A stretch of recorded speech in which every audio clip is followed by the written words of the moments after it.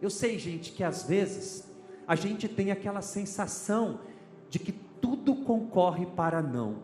Os ventos contrários, o ambiente aonde estamos plantados, as pessoas que estão ao nosso redor, estamos tão desmotivados, tão desiludidos, que a gente tem aquela sensação: nada pode acontecer, eu não consigo mais florescer, eu não consigo crescer, tampouco frutificar.